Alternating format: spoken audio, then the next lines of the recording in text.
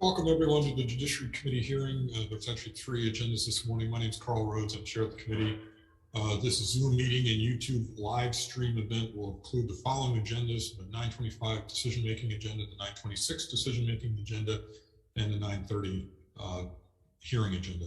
The other members of the committee are Vice Chair Keokalole. Members are Senators Ocasio, Gabbard, Lee, Kim, and Favela, who I anticipate will all be here sooner or later. As noted, this hearing is being live streamed on YouTube. You can find links to viewing options for all Senate hearings and hearings and meetings on the live and on-demand video page of the legislature's website. If you're interested in seeing a written testimony, you can go to the legislature's website at capitol.hawaii.gov, capitol.hawaii.gov, capital to an O. In the unlikely event that we have to abruptly end this hearing due to major technical difficulties, the committee will reconvene to discuss any outstanding business on Thursday, February 8 at 9:26, and a public notice will be posted on the legislature's website. For the people testifying remotely, all testifier audio will be muted and video disabled until it's your turn to go. Per the committee's practice, there is a 2-minute time limit for oral testimony. If there are temporary glitches, we will, during your testimony, we'll try to, we may have to move on, but we'll try to come back to you if we can figure out what's going on. But we do have your written testimony and have read it. All right, I think that's it for the opening stuff. We had an agenda originally at 9:25. This was for a deferred agenda for SB 166.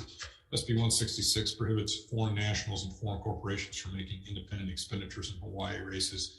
I went ahead and took that off. I went ahead and deferred that indefinitely as a technical matter, but we are putting together a proposed SD1, and we're going to repost and rehear SB 166 before the crossover. It's a JDC single. So that's why there's nothing at the 925 hearing. The 926 hearing, which is already past that. Second, let me find 926. Okay, 926 is SB 2406 relating to special purpose revenue bonds, defines the term public interest with regard to the issuance of special purpose revenue bonds. This is decision making only. I apologize for the phone in the background. We'll turn it off here in a second. So the hazards of working from home. It doesn't look like we have quorum yet, so I will defer decision making on this until the end of the 9:30 calendar. And then the next agenda is at 9:30. So we're in recess until 9:30, so about 2 minutes, but a recess for a couple of minutes.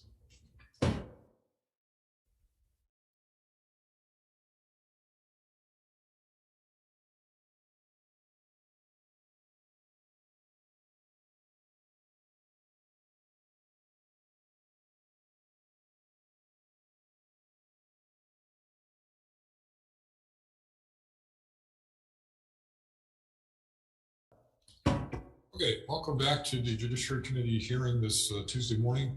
We're on to our 9:30 agenda now. First up on the 9:30 agenda is SB 2089. This proposes an amendment to Article 1, Section 25 of the Hawaii Constitution to provide that the legislature may define what behavior constitutes a continuing course of conduct and continuous sexual assault crimes against minors younger than 16. Currently, the Constitution allows for that for minors under 14. And I realized, okay, a short recess of about 3 minutes, 3-minute recess. Sorry for the delay.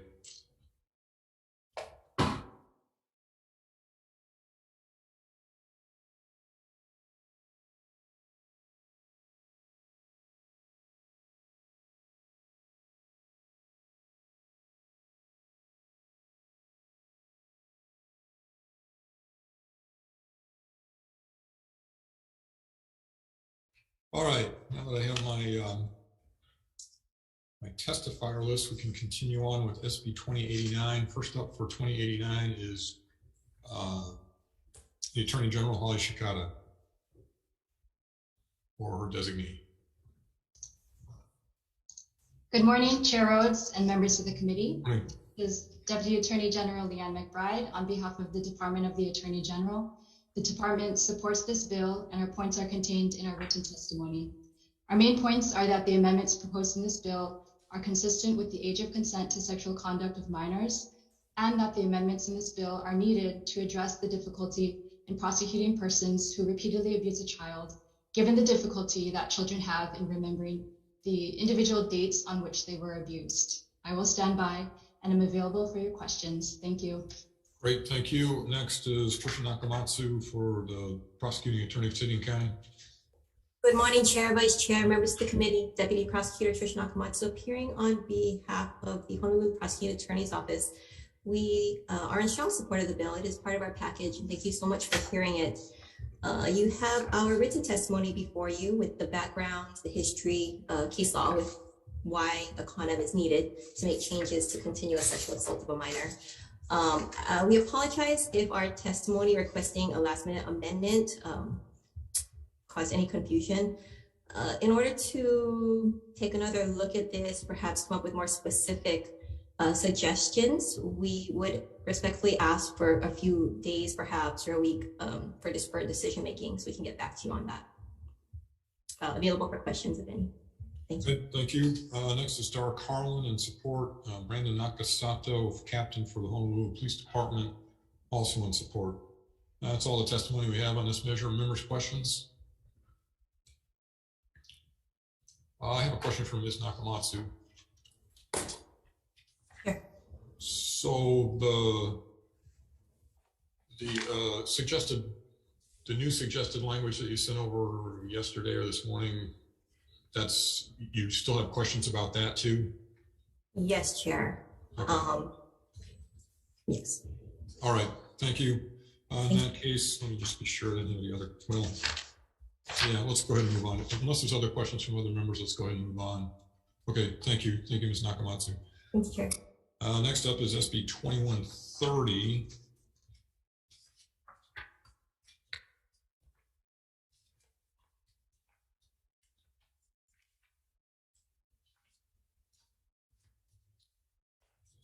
It repeals the discretion of a court to waive payments of the crime victim compensation fee due to the defendant's inability to pay. First up is Ben Lowenthal, Office of Public Defender. Good morning. Good morning. Good morning, Senators. I am a Deputy Public Defender at the Public Defender's Office on Maui, and the Office of the Public Defender strongly opposes a bill that would take away the discretion of sentencing courts in assessing the people that courts have to sentence every day. We stand on the testimony that was submitted before this committee. Just want to add that by taking away the discretion of a person's ability to pay will not provide more funds for the Crime Victim Compensation Commission. We recognize that this commission is funded on the fee, based solely on the fee, ever since it was taken out of appropriations from the general fund, probably 20 years ago. But by taking away the discretion of the sentencing court and requiring every single person, regardless of their ability to pay, to have to pay, and then create this ongoing, almost nonstop parade of proof of compliance hearings, it's not going to bring the funding that it needs. It's only going to cause more harm to the community and waste resources of having other governmental agencies like law enforcement, prosecutors, and police officers to fine and enforce a fee that we all know a person cannot pay. So we stand on the testimony, and I will remain available for any questions that the senators have. Thank you. Thank you. Next up is Trisha Nakamatsu, Deputy Prosecuting Attorney for City and County of Honolulu. Morning again. Good morning, Chair, members of the committee, Deputy Prosecutor Trisha Nakamatsu, City and County of Honolulu. We are in support of the bill, and we would note that restitution is one of the few things that's actually been shown to contribute to the rehabilitation of both the offender as well as the victim. In this case, of course, the victim is actually reimbursed by the Crime Victim Compensation Fund, but due to the importance of having that fund available for victims, we would strongly support anything that ensures the continuity of the fund. We're available for questions, if any. Thank you. Thanks very much. Next is Director Max Satani for the Hawaii Department of Public Safety. Not present, Chair. Okay, they are in support. Pamela, Ferguson, Bray, Crime Victim Compensation Commission. Good morning. Good morning, Chair, Vice Chair, members. Thank you for hearing this bill. The Commission strongly supports this bill together with the amendments proposed by the House. Those amendments, when the House passed them, which requires judges, if they fail to order the fee, to deposit half the amount into our account. The House commented the judiciary, it will enable the judiciary to realize what their judges are doing. As you know, the Compensation Commission was created to act as a safety net for violent crime victims. We pay for mental health counseling services, medical expenses, funeral expenses, lost wages for victims of violent crime that are not covered by other sources. Every single state has a program like ours. In 1998, the legislature created a compensation fee to ensure that the Compensation Commission could be self-sufficient. Sadly, since then, revenue shortfalls over the last 2 decades created by judges failing to order the compensation fee in eligible cases. These are cases where the offender has the ability to pay, deprived the Commission of the ability through a current revenue stream and by funding reserve to survive the pandemic. Because of funding shortfalls, for the first time since 2003, the legislature had to provide an emergency funding for the Commission last year. Without that emergency funding, the Commission would have closed. While the judiciary, through its administrative director, pledged to address the issue of judges failing to order the fee in all eligible cases, revenue has again declined over the first 6 months of FY22 by 8%. Because of the revenue reduction and the judiciary's failure to address this issue, the Commission is in the same place as we were last year. If this issue is not addressed or the legislature does not find a separate funding source for the Commission will probably close next year. We are currently half-staffed, cut to the bone. We've reduced benefits to crime victims. We are not able to provide timely services to the violent crime victims in Hawaii who need our help. Thank you very much. Members may have questions, so hopefully you can stay around. Okay, our testimony does detail the history of this and reflects millions of dollars of lost revenue. Thank you. Next is Shirley Kawamura for the Judiciary State of Hawaii in opposition.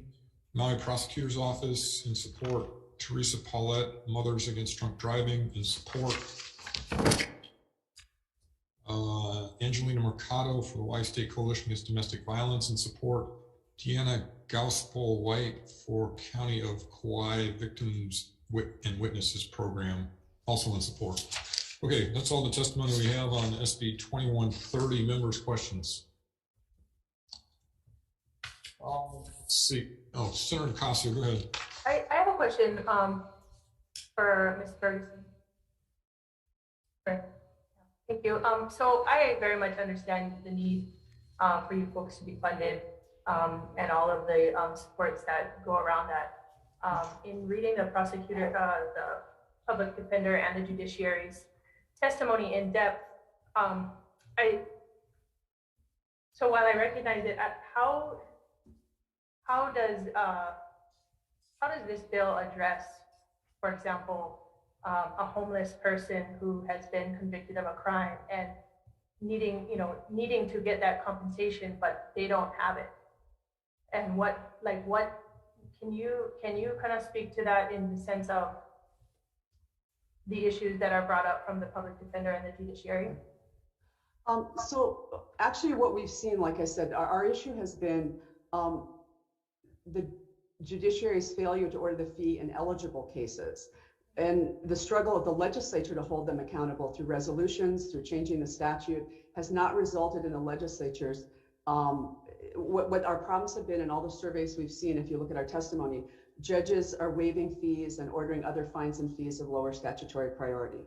Judges are failing to even address the fee at all. We have one case where a judge just recently recommended they might pay the fee if they could, which is not actually an eligible possible sentence. Judges are have not ordered the fee because they don't understand what the fee is. So it really is a restorative justice fee as well. It's a one-time payment of $30, $55, or $105 if it's a felony to $505. The judiciary's estimate originally was that maybe 20% of people were indigent. But if you look at our survey, survey after survey, what's happened is the judiciary has consistently failed to order the fee as required by statute. So our argument has never been that whether or not there are some people that are indigent and cannot pay, but also the statute reads, can they not pay now or in the future? And so there was some recent case law that discussed that issue. So the judiciary has admitted we're out at least $1 million in the first 4 years because they failed to collect the fee as required by law. So the problem is how do we balance the fact that judiciary is unwilling to follow the statute on the back of victims and have this program closed? Or do we require the judiciary to do what's required by statute and go ahead and order the fee in cases where it's eligible? And so we're open to any suggestion. I think the House suggestion is a very viable suggestion to solve this issue. But I mean, the judiciary, it's very clear the judiciary believes other agencies, other government branches should follow the law as well. And I think it's incumbent on them to do what the legislature mandated them to do in 1998. Based on your comments, it feels to me though that a complete repeal is not necessarily what is necessary, but more of an enforcement or a different angle in addressing what's already covered under statute being implemented. Well, we've monitored the judiciary numerous times. The judiciary has over and over told the legislature and our organization that they will address this problem. Yet on every survey, including the survey that we just did, over and over, they're failing to follow the statutory provisions. So I like the House's suggestion, which allows the judiciary to actually look at what's happening with their judges. We think that hasn't happened.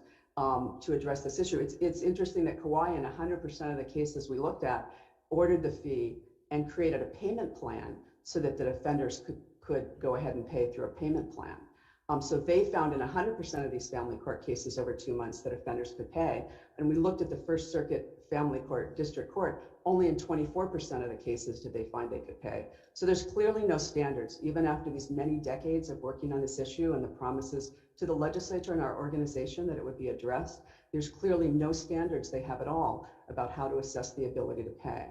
So we'll go out of business unless there's either an alternate funding source or that this issue is addressed. I'll yield. Thank you, sir. Thank you. Members, any other questions? Senator Kim, go ahead.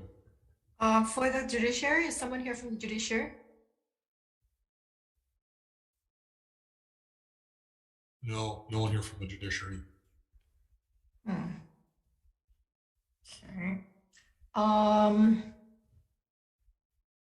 I guess whoever was answering, I'm sorry. So in the event that they cannot pay, what happens to that individual? Say the fee is ordered and they cannot, and they have found that they have the inability to pay. Is this question directed to the public defender? Yeah, whoever want to answer, go ahead.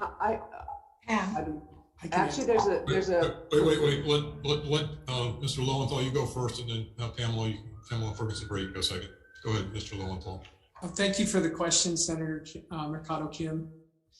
Typically, what happens when a court orders the imposition of a fee, in addition to other costs like restitution, there's a statute that identifies the priority of payment. If they cannot pay, the judges will typically in the district courts will order a proof of compliance hearing, usually set out in about 6 months. And if that person comes back, they have to explain why the amount was not paid.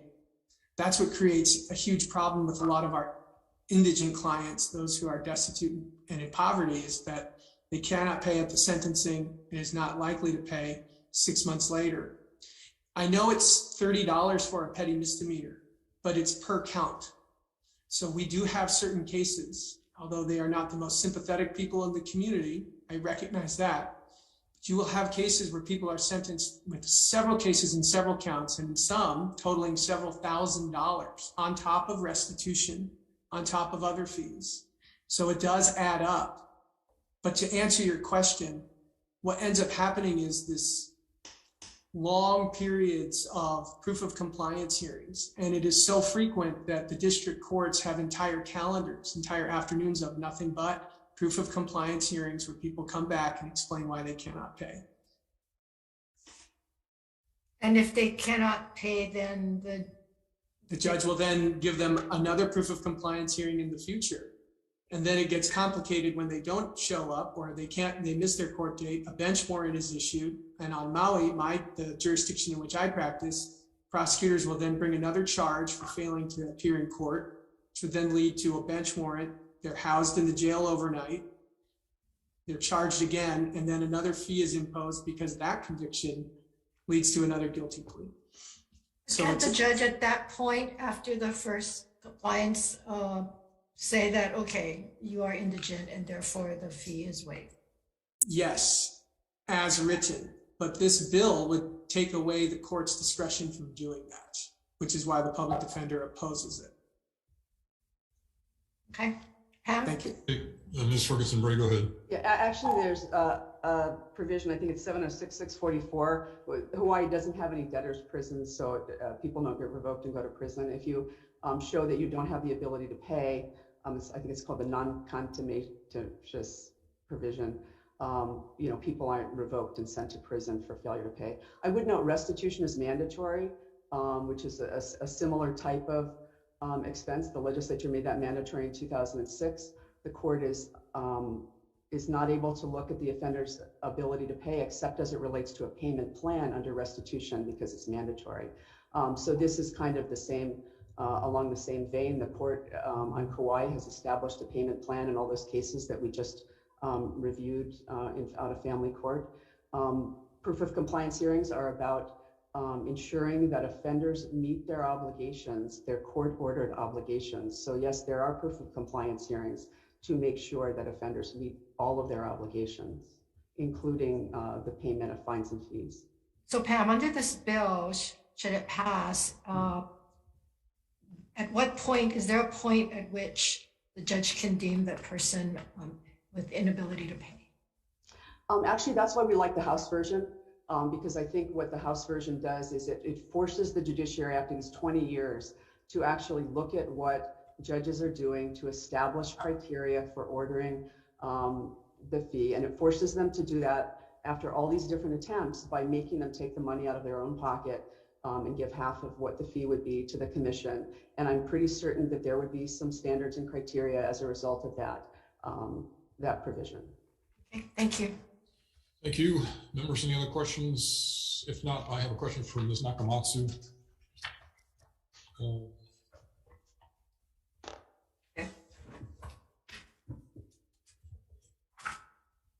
So if the House version, I think they were companion bills to start with, but the House version that they've changed charges the judiciary itself if for part of it if the person can't pay. I don't know. Does that strike you as fair? I can't speak to the fairness of it, Chair. It wasn't the judge's fault. I'm sure there's arguments on both ways.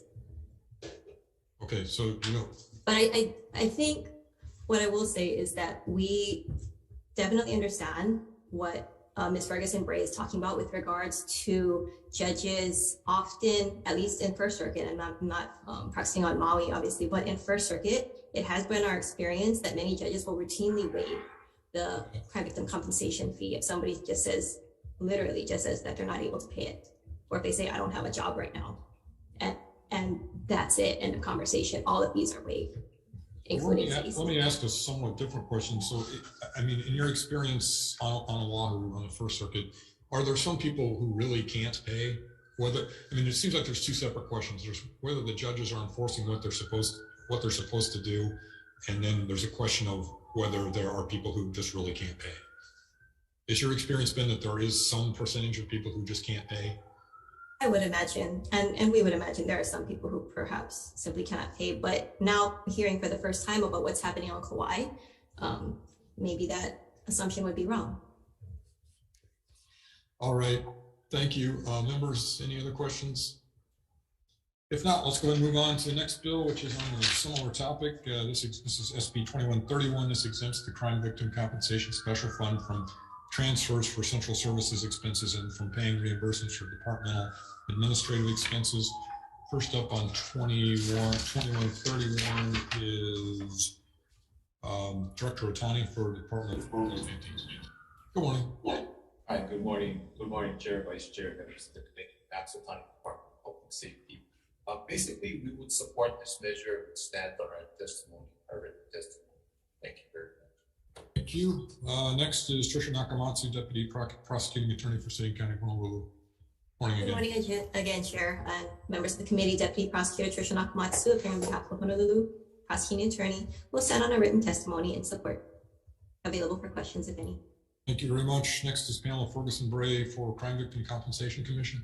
Good morning again. The commission stands on our testimony. This last year, we paid over $66,000 in FY21 in these fees and $86,000 the year before. Given our current funding situation, waiving these fees would go a long way to helping us survive as an organization. Thank you very much. Okay, thank you. Next up is Maui Prosecutor's Office in support, Teresa Paulette for Mothers Against Drunk Driving in support, and Deanna Gospel White for the County of Kauai Victim Witness Program, also in support. That's all the testimony we have in SB 2131. Members, any questions? Double check here.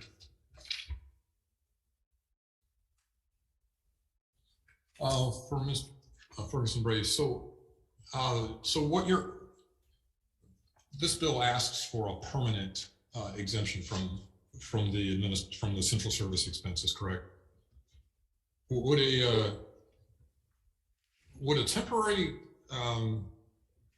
exemption be useful as well? I think you're muted. Sorry. I'm sorry.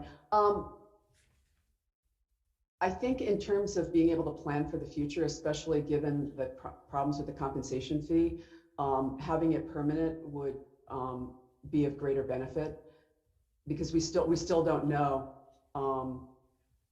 if the other bill will pass in any form so that we can get enough revenue to sustain the program. Okay. All right. Thank you. Thank you. Members, any other questions? If not, let's go ahead and move on to the next bill, which is relating to the 0 to 3 court. This establishes a 0 to 3 program coordinator position and expands the 0 to 3 court to the 3rd Circuit, which is Hawai'i County. First up on 2391 is Chief Judge Kim in support for the judiciary. Department of Health also in support. Department of Human Services in support. Craig Harai for Department of Budget, Director Craig Harai for Department of Budget and Finance with comments. Hawaii State Bar Association President in support. Britt Barker, Board President for West Hawaii Bar Association Board in support. Carol Kitaoka in support. Michelle Oishi, President Hawaii County Bar Association in support. There are no one's decided to zoom in, so that's no one to ask questions of. So we'll go ahead and move on to the next bill, which is SB 2397. This requires individuals attempting to serve as child custody evaluators to complete a training course on domestic violence issues every 3 years, requires the family court to approve training courses and publish approved courses on the judiciary website. First up on 2397 is Nancy Creman, Domestic Violence Action Center. Good morning. Morning. Thanks for hearing this bill. It's really, really important. I'm really glad to see all the supportive testimony. I agree with the Hawaii State Coalition Against Domestic Violence that waiting until 2025 would be too long a wait. Children and families are going through family court right now. The sooner that we can get this into effect would have great value for families and judges. Our experience at the Domestic Violence Action Center with custody evaluators is that they rarely have information that can help them make wise recommendations that the courts rely on heavily in making decisions for for the entire family. So we'd like to see this move forward. I did note that the judiciary offered some suggestions. It isn't our experience that the professional accreditation bodies have already in place training curricula for use. So to rely on the professional training accreditation body doesn't make a lot of sense. I think these are issues that we can work out as a community. So I'd like the opportunity for us to do that if the judiciary feels like they are unable to serve the purpose as stated in the bill. It is not customary for professionals who are custody evaluators to have this kind of training or participate in this kind of training. So that language in the judiciary testimony doesn't align with what the practical experience of custody evaluators is. So thank you so much. I appreciate favorable action on the bill. Thank you. Next is Angelina Mercado for the Hawaii State Coalition Against Domestic Violence. Good morning. Good morning, Chair, Vice Chair, and committee members. Angie Mercado with the Hawaii State Coalition Against Domestic Violence. And I stand on my written support, my written testimony in support of this measure, and my apologies for the late recommendation to extend the date or change the effective date to 2023. In our research, what we have found is that only one state, and it's the state of California, that mandates domestic violence training for custody evaluators and fact finders. And in our research, we found that it tends to be quite detailed and specific to children in custody and child abuse and domestic violence situations. And so this would give us an opportunity, as Nancy mentioned, to work in collaboration with the judiciary for what an appropriate training would look like so that we can actually have positive results for children and for survivors of domestic violence in our system. Where we would look at what funding would be required to do something like that, where the coalition could help facilitate that training, and where we could work again with partners to make sure that we have effective training, especially when we have the opportunity to really do this well the first time around. Thank you for the opportunity to submit testimony. Happy to answer any questions you may have.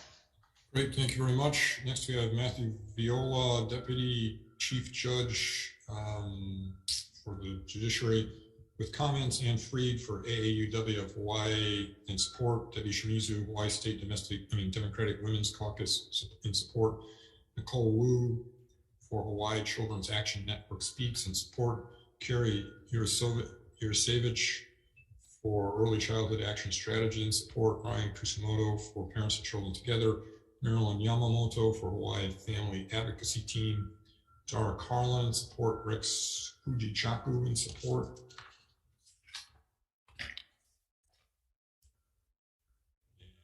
That's it. Okay, members, any questions? I guess a question for Ms. Creman then. So the judiciary's testimony is that they don't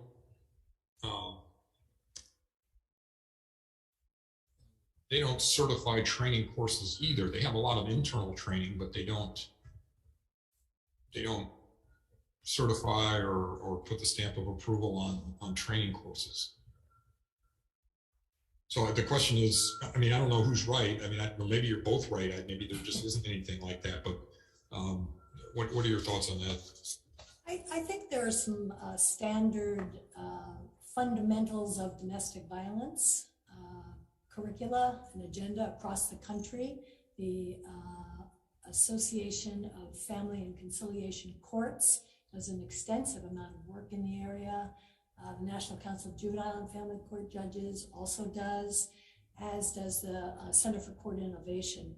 I think we could borrow from some of their extensive work, basic training. I think the question the judiciary raises is a slightly different question than whether there's training out there that exists. The question is who certifies that you got the right training.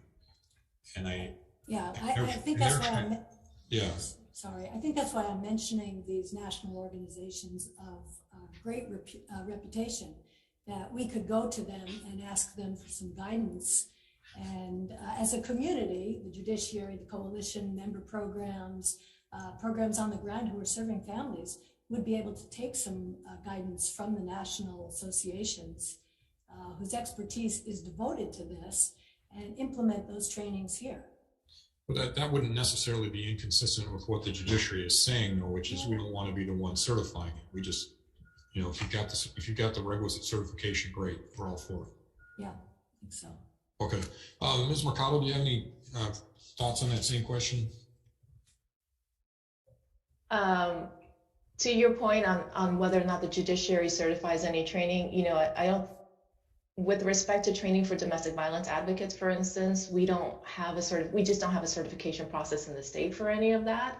Mm-hmm. So even if you look at our victim counselor privilege statute 505.5, it talks about domestic violence advocates and, you know, who gets privilege, and you know, the requirement is that you take 25 hours of domestic violence training, but there isn't a certification or a vetted process in place. So it makes sense that the judiciary might say, you know, we're not certifying. But, you know, definitely our approach in developing any training would be to take into consideration the needs and the views of the judiciary. Ultimately, it is the judges who are appointing the custody evaluators in these cases or fact finders. So I think that the judiciary definitely has a vested interest to ensure that there are appropriately trained custody evaluators, especially fact finders, because the requirement and the background experience of fact finders is different than the custody evaluators. Mm-hmm. So I think they do have a vested interest in that. I think I understand the lay of the land then. Okay, thank you very much. Members, any other questions? If not, thank you for testifiers for being here, and we'll go ahead and move on to SB 2417. This relates to elections. Repeals the cap on the amount of campaign funds candidates may donate to any community service, educational, youth, recreational, charitable, scientific, literary organization, public school, or public library. First up on G417 is Sandy Ma, Common Cause, Hawaii. Morning. Good morning, Chair, Vice Chair, members of the committee. Sandy Ma for Common Cause Hawaii. We're testifying in opposition to SB 2417. This bill removes the cap for donations from candidate committees fund to nonprofits and community service centers, educational, youth, recreational, etc., found in statute. This could create a conflict of interest and an appearance that votes were cast in exchange for a donation from the candidate's campaign funds. And for these reasons, we oppose SB 2417. Thank you for the opportunity to testify in opposition to this bill, and I'm available to answer any questions. Thank you. Thank you. Next is Janet Mason for League of Women Voters of Hawaii. Good morning. Good morning, Chair, members of the committee. The League opposes this bill. We think the public donations to candidates should be used for campaign expenses. This has been our position for a long time. And as things work now, the candidate is actually making the choice instead of the donor as to which community organizations are worthy. But the more important reason, as Ms. Ma said, is that this is effectively seeding the community for future votes. We made requests that the bill be amended, greatly amended, to take out sections 1A, 3, 4, and 5 completely. Happy to answer any questions. Thank you very much. Next up, we have Gary Cam for Campaign Spending Commission. Good morning. Good morning, Chair, Vice Chair, members of the committee. The commission has submitted written comments, and I will just stand on the comments. I'm here for questions, if any. Thank you. Thank you very much. Next is Gerard Silva in opposition, Barbara Best in opposition, Tulalak Takuda in opposition, David Anderson in opposition, Youngji Overley in opposition. That's all the testimony we have on SB 2417. Members, questions? I do have a question for Mr. Cam. This provision has been around a while. The history, that's what I'm asking. I guess my question is about the history. I think at one point years ago, a candidate committee could give any amount of money they wanted to, as this bill suggests, and there were no caps on it. Do you happen to know when the caps were put in place and how long ago that was? No, it would be before I started with the commission. If I would take a guess, it was probably 2010 when there was a recodification and a lot of new, a lot of the language in our old statute was amended, and provisions are moved around. But as far as you know, though, the caps themselves, the dollar amount of the caps has never changed once they were put in place? Yes. Okay. So it's been the same since 2010 at least? Yes. Okay. For Ms. Mason, oh, you're still here, great. So if a candidate, I mean, this provision, if a candidate decides that they want to give all their money to a, I don't know, the YMCA or something, and that's how they think they can win their election, why do you view that as a problem? I mean, personally, I would view that as a very bad use of campaign funds, but you know, somebody might try it, but what difference? I mean, what difference if you run a bad campaign? Why is that a problem?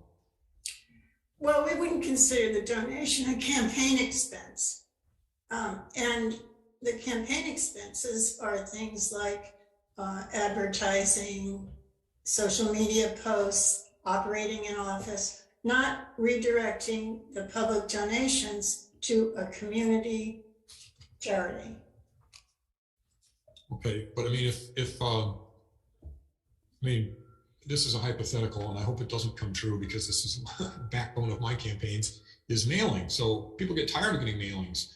Don't you think there's some people who would view a candidate more favorably if they say, hey, you know what, I'm going to do sort of this soft sell campaign where instead of flooding your mailboxes with what I consider junk mail, I'm going to give the money to a worthy cause, and hopefully you'll think I'm a good person and elect me. Well, that's probably a smart campaign strategy in many cases, but it's not what the public expected when they donated the money to the candidate. But okay, so taking that a step further, so once you donated the money to the candidate, I mean, already, of course, some of the money can be given to nonprofits or schools, or I guess they're nonprofits as well. But usually the donors don't have any direct control over how the candidate spends his money anyway. So it's quite possible that the donor would look at a campaign and say, you should have bought radio ads when you mailed. Don't you lose control of that money? You know there's a risk that that's going to happen. So why would that be a surprise to anybody? I don't think the donor is aware of which charities the candidate intends to give his or her donations to. But the bigger problem remains that it's effectively trying to, enhance the reputation of the candidate for winning future elections when the intent of the donation is for the campaign expenses. That's how we believe it should work. Okay. All right. Thank you. Members, any other questions? Senator Kim, go ahead. Just a follow-up. So on that vein, Ms. Mason, to get elected, so you're going to use the funds in ways in which you can get elected. So if you feel that giving it to charity will help you get elected, doesn't that then meet that mission or meet that criteria? Well, as I said before, it's a smart campaign strategy. Apparently, it's pretty effective, but we think the intention of the donation should be more limited. It should be limited to the expenses of operating the campaign. That's been our position for a very long time, in spite of the liberalization of this law over the past 15 or 20 years. But the expenses of a campaign is odd in the sense that whatever it takes to make that campaign successful. So yeah, I mean, I understand what you're saying, but I think that you know, if you feel that by giving all the money away to charity, it's going to help you get elected, and you don't spend anything to go door to door or whatever. I mean, that's one strategy. And okay, I'm not going to belabor it. Thank you. Thank you. Members, any other questions? Senator Casa, go ahead. Yes, so I was wondering, I would like to hear Ms. Ma's answer to that same question. Thank you, Senator Ocasio. We are very concerned with the uneven playing field of incumbents versus new candidates. So incumbents generally can raise more funds, have more access to people with who can contribute more. And so if this cap was eliminated, and as Senator Kim and Chair Rose has asked with their questions, they could raise more funds, have a deeper campaign war chests, then they could donate more money to these community service organizations and more easily curry favor in the community to gain more votes. And that is our great concern with raising the cap. We don't like this provision at all and wish it could be eliminated entirely. And so that is our preference. But thank you for asking that question, Senator Ocasio, and that is our concern, the uneven playing field between incumbents and people newly running for office. Are you done, Senator Ocasio? I am, thank you. Okay, Senator Kim, go ahead. Follow up, Ms. Ma, but isn't that the truth now, that it's an uneven playing field and that the incumbents can raise more money, but the cap on how much you can raise is not affected by this bill? Is that correct? You are correct, Senator. The cap is still there. Yeah, so if I can only raise $4,000 per individual for a campaign, whether this cap is lifted or not, that doesn't change the fact that I can only get 4,000. So I would get 4,000 no matter what if I'm able to do so. Then if I wanted to give all $4,000 to the YMCA or to the Boys and Girls Club, I mean, you know, I can continue to get $4,000 from different donors if I'm able to do so. So that doesn't change. I mean, whether I'm an incumbent with this cap or without this cap, that doesn't change. Right? But Senator, you have more access and you have more name recognition, and it is easier for you to raise, respectfully, Senator, to raise the funds than a new person. Right, but I have that ability anyway without this, right? I mean, as an incumbent, you have that ability. It doesn't change. So you are correct, Senator, but your ability to fundraise is much greater and easier, respectfully, Senator. No fundraising is easy, I have to say, being the head of a nonprofit, but I have to say that. But it is easier than someone who is new into the field, and so. Yeah, but that's true. But that's true no matter what. I mean, that's true now without these contributions to nonprofits or charity. I may not be understanding you correctly, but the cap is there. You are correct there. And if the cap was eliminated, then you can donate more. Right. But the ability, because I'm an incumbent, to raise money is there just for campaign purposes, with or without this bill. So compared to a newcomer, and I mean, it's not to say a newcomer is not going to be able to raise more than some of the incumbents, but that ability is there with or without this measure. Correct, but the donation is. And if I give away my money, the challenger may have an easier time beating me because that money to get the votes. So that's the other way of looking at it. But thank you, Ms. Ma. Thank you, Senator. Thank you. Yeah, I mean, I guess. Let me ask Ms. Ma. So I guess what you're analogizing this to is just out and out vote buying. Although I have to say that with let me just ask a question. So that's what you're concerned that's sort of headed that direction, where candidates, incumbents or not, would just say, here's money, vote for me. I'm not going to say that anyone is doing that. Well, I'm not suggesting anyone's doing it. I'm just saying that's what you're worried about, is that's the direction you feel this bill's taking us. I am concerned about the appearance of that.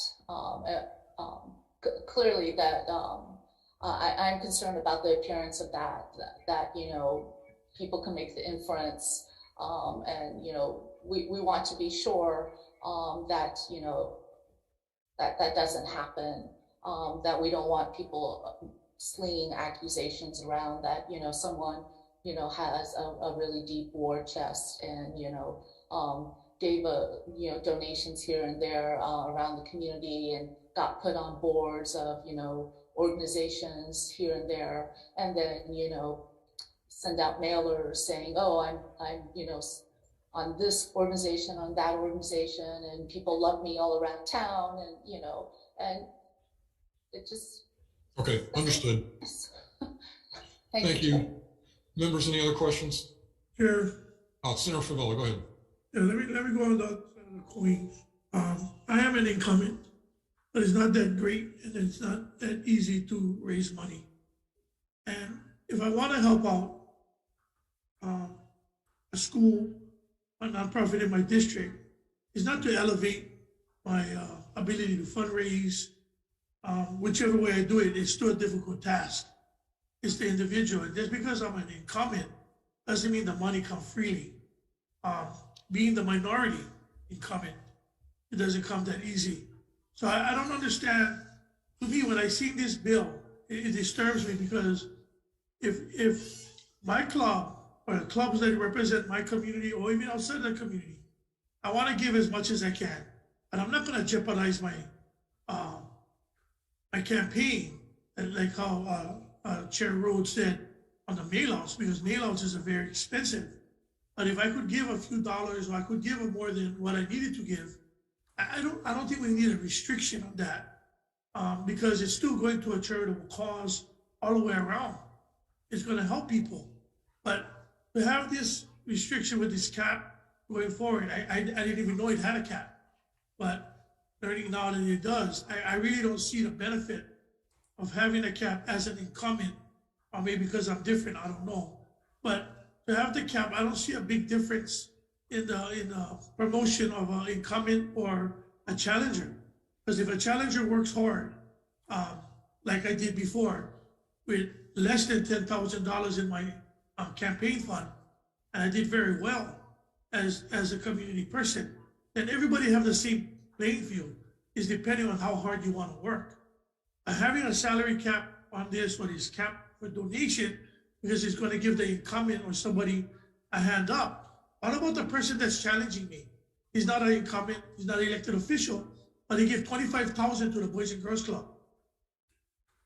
Is that going to affect him? He's not a campaign, he's not a politician, or he's not an elected official, and he gives $25,000 to a Boys and Girls Club. But what is the difference between the two? He's going to be a challenger.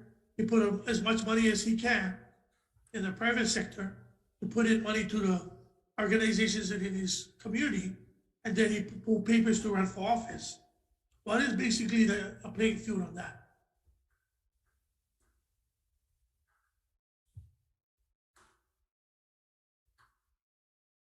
Any one of you guys, Andy or Jeanette, any one of you guys want to answer that? Well, for the community organization, the effect is the same. You know, they are better off for the $25,000 they receive. The problem is from the donor's point of view. The donor made a donation to the candidate with the reasonable expectation that the money was going to be used for campaign expenses. The donor no way expected that $25,000 or however much it is would be going to the Boys and Girls Club. They had no knowledge of that. That's part of the problem. But the real problem is the prospect that it would damage the candidate's reputation by, as we put it, seeding the community for future votes. Okay, Chair, the reason why I bring this up, okay, everybody, pretty much everybody that I know so far, I'm not speaking for anybody else on the panel, everybody in my community or outside of my community know if they give money to my campaign, possibility I'm gonna give it to a charitable contribution to one of my community areas. If it's there, I will give it. If I don't have it, I won't give it. So to have this restriction, because I give you $100, Kurt, and you only will spend that on top of your flyers. How do you know I never buy banners with it? How do you know I never buy stickers with it? I mean, how do they know how I spent their $100 if they don't specify on the check? You only can use it for banners. You can only use it for flyers. They have the trust in me that I'm gonna do the best that I can do with the $100 to get myself reelected or elected. So I just don't understand that a person that donates to my campaign will feel, oh, I could give $100 to the Boys and Girls Club. I never give him the money for that. Nobody that gives money to, I mean, I don't know about like this, the rest of the panel, but for me, I gave money to the Lions Club before. None of my donors ever told me, why did you give money to the Boys and Girls Club, Lions Club, Campbell High School? Why did you give $50 here, $100 there? I think you've made your point very eloquently, Senator. Is there a question there, or can we go? But the question is, why do we have to have a cap? How about that, Chair? Thank you. Who would you like to ask? I can't hear you now. Sorry. Sorry, you were muted, Senator. You're still muted. There you Sorry, go. any of them can answer. The reason for that is because how do you know what the donor says unless they specify it on the check? Okay. All right. Thanks, Ms. Ma, Ms. Mason, Mr. Cam. Any thoughts on that? No further thoughts, Chair. Thank you very much. Good discussion. Chair? Yes, go ahead. Stating the commission's testimony, when the limits were enacted, the discussion at that time were a fairness to new candidates who may not have the amount of monies in their campaign account as an incumbent. Therefore, the ability for incumbent to spend more on this type of activity, which should be donating to these organizations, that would be greater chance of happening than a new candidate. I think the discussion centered around that kind of concerns. Okay. Senator Kim, did you have something you wanted to add? Yeah, one more final question. Senator Acosta. Go ahead, Senator Kim. Yeah, Ms. Mason, to your point that, you know, the donors don't know how you're using the money. If you went to your donor and got permission, then would you feel better about that? A little bit, in that the candidate wouldn't be substituting their point of view for the donor, but that wouldn't satisfy our basic concern of, you know, the appearance of trying to buy votes in the future.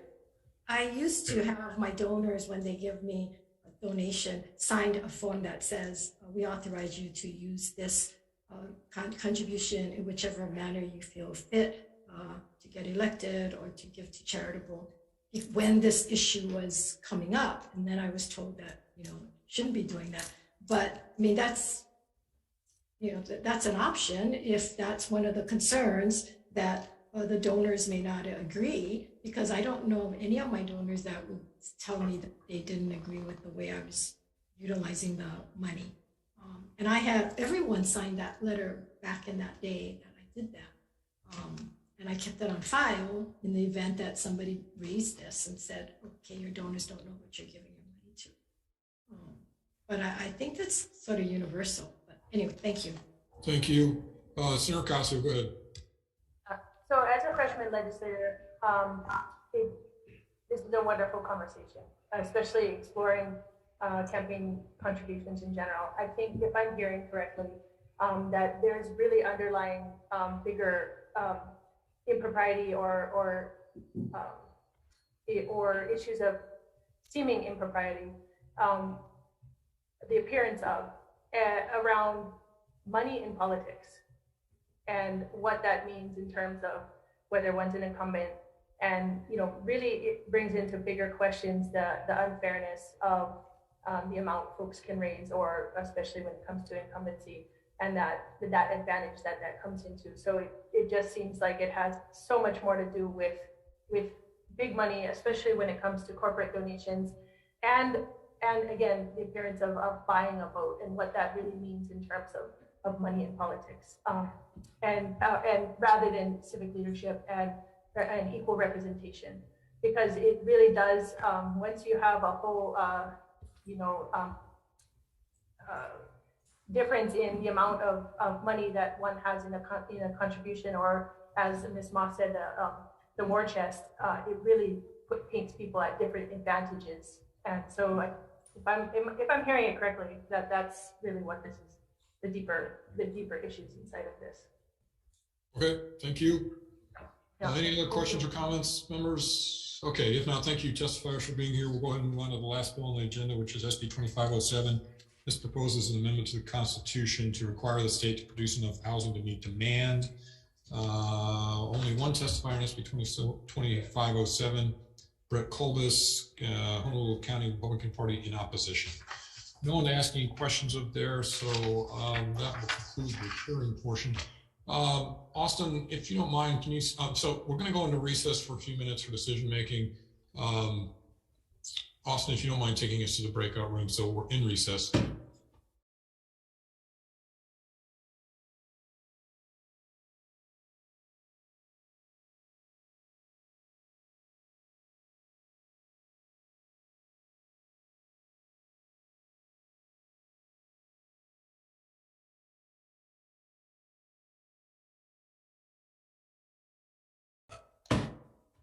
Okay, back into the Judiciary Committee agendas for 926 and 930 for decision making. Let's go ahead and do the 926 agenda first. This was SB 2406. SB 2406 defines the term public interest with regard to the issuance of special purpose revenue bonds. Recommendation here, and to say that it's not just public interest is not merely creating jobs. Recommendation here is to go ahead and pass with an amendment and just put a bad date on it, July 30, 2075, and carry it forward for further discussion. It goes to the Ways and Means Committee next. Questions or concerns? If not, Vice Chair on SB 2406 with amendments. Chair Rhodes. Aye. Vice Chair goes aye. Senator Ocasio. You're muted or something. Yeah. Okay. Senator Ocasio. Aye.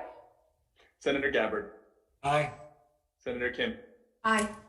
Senator Lee. Aye. Senator Favela. Aye.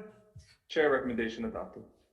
Thank you, members. Next up on the 930 agenda is SB 2089. This proposes an amendment to Article 1 of the Constitution to provide that the legislature may define what behavior constitutes a continuing course of this conduct in continuous sexual assault crimes against minors younger than 16.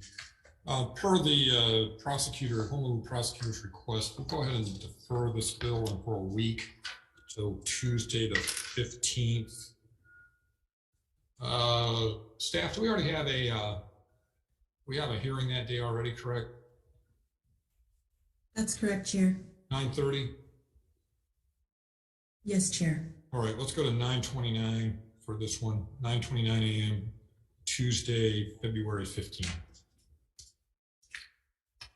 We'll find the next bill here. Next one is SB 2130. This repeals the discretion of the court to waive payment of the crime victim compensation fee due to the defendant's inability to pay. Our recommendation here is to pass with a number of amendments, including a bad date. So we'll allow, instead of require, judges to waive the crime victim's compensation fee if they're unable to pay. Right now, it's required that they waive.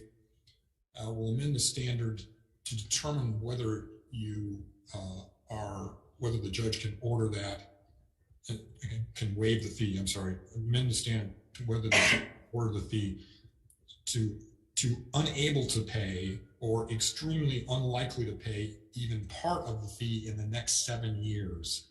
So looking forward at a specific time frame and whether the person will be able to pay. And you could still waive it if you're a judge if it's extremely unlikely that they'll be able to pay it over the next 7 years. And will require a written decision or order with a written basis for the decision if the judge decides to waive the fee with those new standards. And if the judge finds that the defendant is going to have difficulty paying, the judge may partially waive the fee as opposed to just waiving it completely or requiring it. And we'll also put a bad date on it, July 30, 2075. Questions, concerns?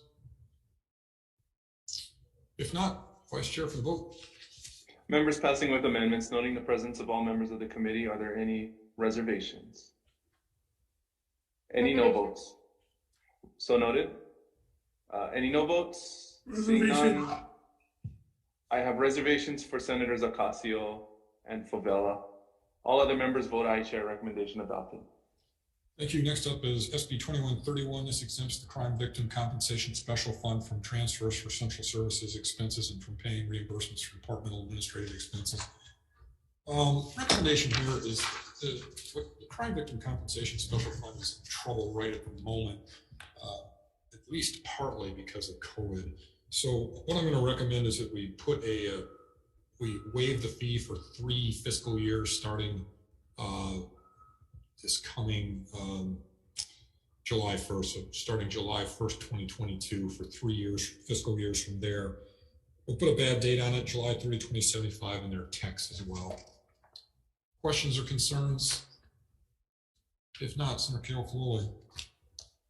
Members passing with amendments, are there any reservations or no votes? Seeing none, Chair, recommendation adopted. Thank you, members. Next up is SB 2391. This establishes a 0 to 3 program coordinator position in the 3rd Circuit, which is the island of Hawaii, circuit on the island of Hawaii. Recommendation here is to pass as is. Questions or concerns? If not, Vice Chair. Members passing unamended, are there any reservations or no votes? Chair, recommendation adopted. Thank you. Next up is SB 2397 related to child custody. Requires certain individuals attempting to serve as child custody evaluators to complete a training course on domestic violence issues every 3 years. So as you were all witness to the testimony, I think what I'm going to do here is suggest a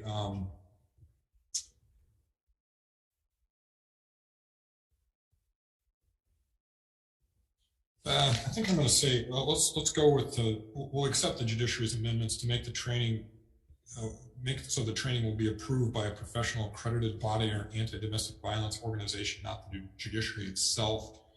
And we'll make it go into effect on July 1, 2023, so people can get their ducks in a row. And we'll also put a bad date on it, July 30, 2075. I think there's probably a way to square the circle between what the domestic violence advocate said and what the judiciary is saying, but I don't have that here now. So we'll put the bad date on and move it forward, hopefully. Questions or concerns? If not, Vice Chair. Members passing with amendments, are there any reservations? Any no votes? Chair, recommendation adopted. Thank you. Next up is SB 2417. This repeals the caps on the amount of campaign funds candidates may donate to any community service, education, youth, recreation, charitable, scientific, literary organization, public school, or public library. Recommendation here is to pass with some amendments. I think what I'm shooting for anyway is a balance between a provision that's been around for quite some time, but I agree with the opponents of the bill that having an unlimited amount leads us in a direction that we probably don't really want to go. So what I'm going to suggest is that since it's been 12 years since the cap amounts have been there, we'll raise the cap amount for those races where it's currently at 4,000, we'll raise that to 6,000. For those races where it's currently at 8, we'll raise it to 12. And for those races it's currently at 12, we'll raise it to 18. And we'll unlink it to the dollar amount. So these will just be hard caps. It won't be, a multiple of the amount that that a donor can give to the campaign. So we'll delink it from the donation amounts.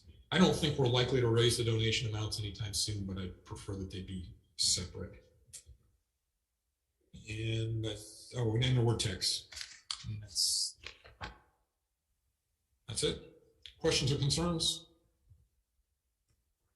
Okay, Senator Kaloli. Members, passing with amendments, are there any reservations? I have reservations for Senators Gabbard, Kim, Favela. Are those all the reservations? Ocasio. And Ocasio. Any no votes? Seeing none, all other members vote aye. Chair, recommendation adopted. Thank you very much. Next up is SB 2507. This would amend the Constitution to require the state to produce enough housing to meet demand. This particular Con-Am has been around for a couple of years, and I think the language is actually pretty good on this one. So it does go to Ways and Means after this, but recommendation is to pass as it is. Questions or concerns? If not, Vice Chair. Members, passing unamended, are there any reservations or no votes? Seeing none, Chair. No vote for me, please. Okay, I have reservations for Senator Ocasio, and was that a no vote for Senator Kim? Yes, no vote for me. Reservation. So noted. Reservations for Senators Favela and Ocasio, no vote for Senator Kim. All other members vote aye. Recommendation adopted. Okay, I believe that brings us to the end of the agenda. Thank you so much for being here, and we'll see you soon. We're adjourned.